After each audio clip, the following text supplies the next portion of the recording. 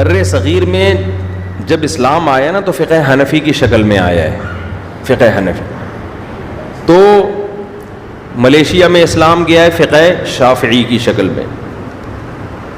تو یہ جو چار مکاتب فکر ہے نا، حنفی، مالکی، شافعی اور حنبلی، یہ چاروں صحیح ہیں. ان میں سے کسی ایک کو فالو کرنا چاہیے اور تینوں کو درست سمجھنا چاہیے.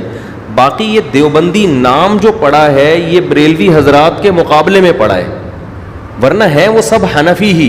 تو حنفیوں میں جو علماء بر صغیر میں بدعت کے خلاف ہو گئے ان کو لوگوں نے دیوبندی کہنا شروع کر دیا، اور جو تیجے 40ویں اور اذان سے پہلے صلاۃ والسلام کے قائل تھے ان کو لوگوں نے کیا کہنا شروع کر دیا؟ بریلوی. یہ بھی لوگ اعتراض کرتے ہیں نا کہ یہ دیوبندی فرقہ تو آج سے 150-200 سال پہلے پیدا ہوا ہے، تو اس سے پہلے تو یہ فرقہ تھا ہی نہیں، تو جو فرقہ بعد میں پیدا ہوا ہو وہ صحیح کیسے ہو سکتا ہے؟ اصولی طور پر تو بات صحیح ہے کہ جو فرقہ ہی پہلے نبی کے دور میں تھا ہی نہیں وہ صحیح کیسے ہو گیا؟ تو خوب سمجھ لیں، نہ دیوبندی تھے نہ بریلوی، حنفی تھے. بر صغیر میں جب آیا نا اسلام تو فقہ حنفی کی صورت میں آیا ہے. تو اس لیے میں اپنی نسبت فقہ حنفی کی طرف کرتا ہوں، فقہ حنفی کی طرف میں اپنی نسبت کرتا ہوں. تو یہ نام جو یہ تو لوگوں نے کر دیے ہیں کہ حنفیوں میں جو تیجے 40ویں کے قائل ہیں ان کو لوگ بریلوی کہتے ہیں، جو تیجے 40ویں کے قائل نہیں ان کو لوگ کیا کہتے ہیں؟ دیوبندی کہتے ہیں. تو یہ اس تکلف کی ضرورت نہیں ہے، کہنے کی تو حنفی کہنے کی بھی ضرورت نہیں ہے، لیکن اگر کہیں ضرورت پڑتی ہے تو انسان یہ لفظ استعمال کر سکتا ہے، ورنہ ضرورت اس کی بھی نہیں ہے. لوگ کہہ سکتے ہیں کہ فقہ حنفی بھی تو نبی کے دور میں نہیں تھا. فقہ حنفی کے مسائل تھے، نام نہیں تھا. جیسے مصحف عثمانی کا نام نہیں تھا نبی کے دور میں، مرتب بعد میں ہوا ہے، مگر مصحف عثمانی نبی کے دور میں موجود تھا، مگر مرتب کس نے کیا؟ حضرت عثمان نے. تو فقہ حنفی، شافعی، مالکی یہ سارے نبی کے دور میں تھے، ان کو مرتب بعد میں کیا گیا تو نام ان کا بعد میں رکھا گیا ہے. قوالی سننا شرعن کیسا ہے؟ جائز نہیں ہے بھائی. کچھ علماء بریلوی مسلک کے اس کو جائز کہتے ہیں، بس یہی فرق ہے دیوبندی بریلویوں میں.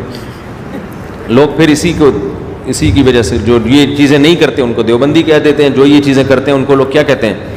بریلوی کہتے ہیں. تو کیونکہ اس کی کوئی حد نہیں ہے. ہمارے جو بریلوی حضرات ہیں انہوں نے کہا کہ بھئی اذان سے پہلے صلاۃ والسلام، انہوں نے کہا اس کے ناجائز ہونے کی کیا دلیل ہے؟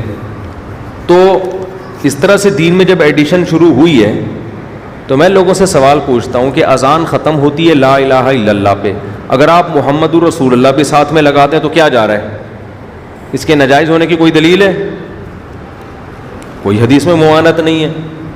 اور کلمہ بھی بڑا اچھا ہے کہ محمد رسول اللہ صلی اللہ علیہ وسلم، محمد اللہ کے رسول ہیں، کتنا اچھا کلام ہے.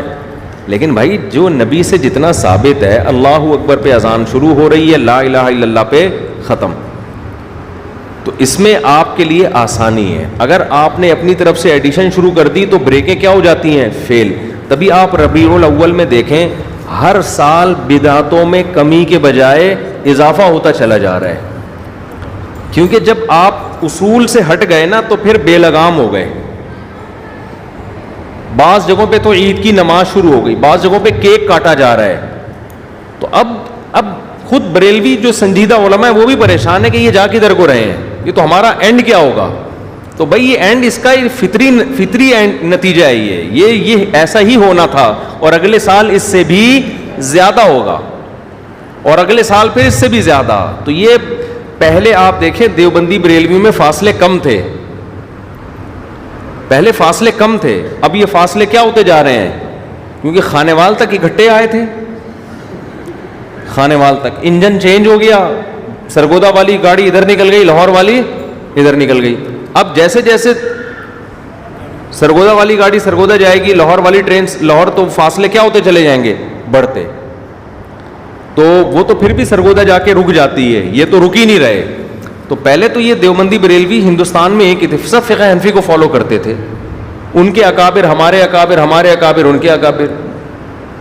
تو اب کیا ہوا ہے کہ پھر جب جناب احمد رضا خان بریلوی صاحب نے کچھ چیزیں کہا کہ یہ ہونی چاہیے، تو جو ان کے فالوورز تھے انہوں نے وہ کرنا شروع کر دی. ہوتے ہوتے پھر وہ اگلے اسٹیپ میں زیادہ ہو گئی. آپ آج سے 50 سال پہلے کے بریلوی حضرات کو دیکھیں اور آج کے دیکھیں، بہت فرق نظر آئے گا آپ کو. وہ کچھ نہیں تھا جو اب ہو رہا ہے.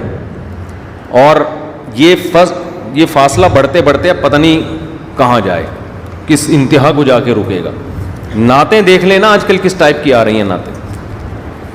اچھا بھائی, مفتی صاحب اصلاحی تعلق کس سے قائم کریں؟ کسی بزرگ کا نام بتا دیں. کراچی میں بہت سارے بزرگ ہیں میرے بھائی. کراچی میں ہی اگر پوچھنا ہے تو جامعۃ الرشید میں میرے شیخ و مرشد ہیں حضرت مفتی عبدالرحیم صاحب, لیکن وہ لفٹ نہیں کراتے آج کل, ان کے پاس ٹائم کم ہے.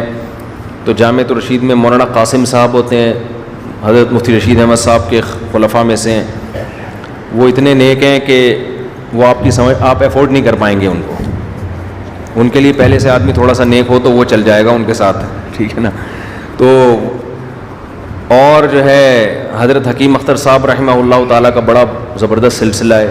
ان کے بیٹے ہیں مولانا مظہر صاحب, اور ان کے بہت سارے خلفاء ہیں. مولانا فیروز, حضرت فیروز میمن صاحب بھی ہیں, یہاں ہمارے پڑوس میں ہوتے ہیں. بھائی حافظ احمد صاحب ہیں.